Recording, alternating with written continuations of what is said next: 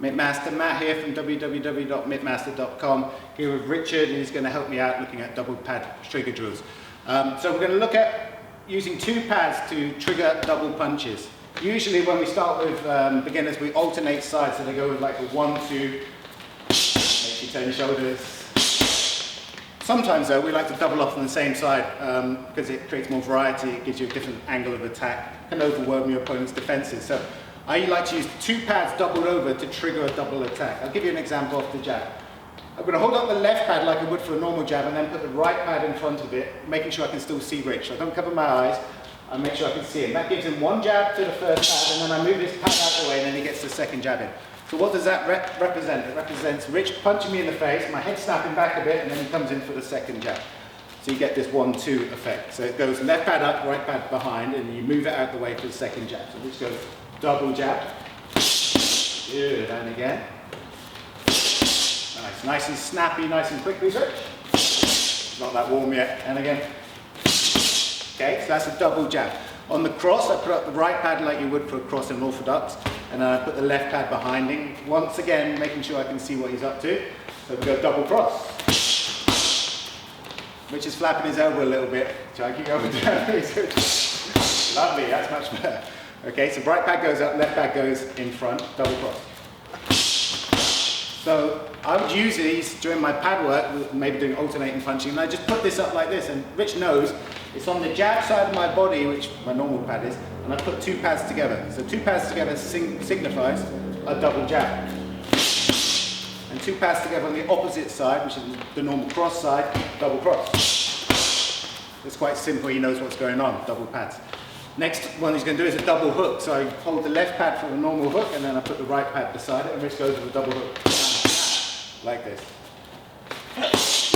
So he's doubling up on the same side on the hook. You can go the same on the other side, double right hook.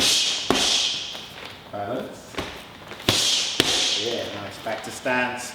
Working the 4 R's as mentioned in the previous video. You can do the same with the uppercut, so you can go with a double uppercut. And if you want to kind of go body head, you can go like a spleen shot, and then an uppercut to the head, or you can go liver, and an uppercut to the head. So place these on your body. I like to get these targets at about 45 degrees like this, and then pop it out the way for the liver shot to left uppercut. So a lot of people feel that if I hold the pads on the body, this is kind of like where I like to hold for a roundhouse kick.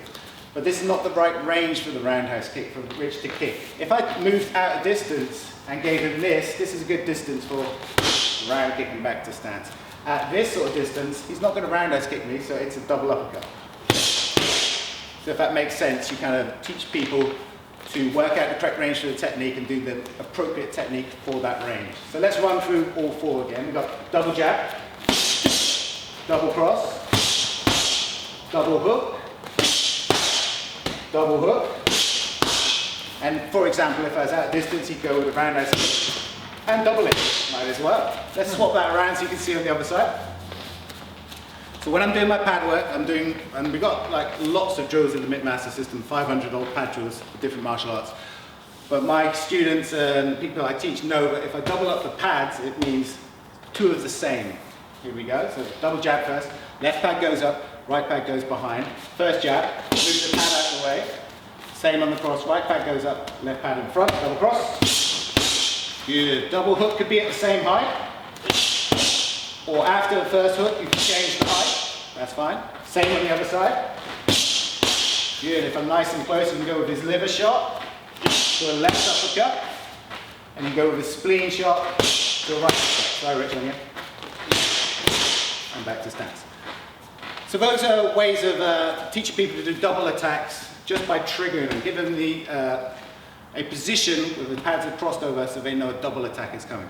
So if you'd like to see more of that, check out more videos on the Warrior Collective and go to my website www.mitmaster.com.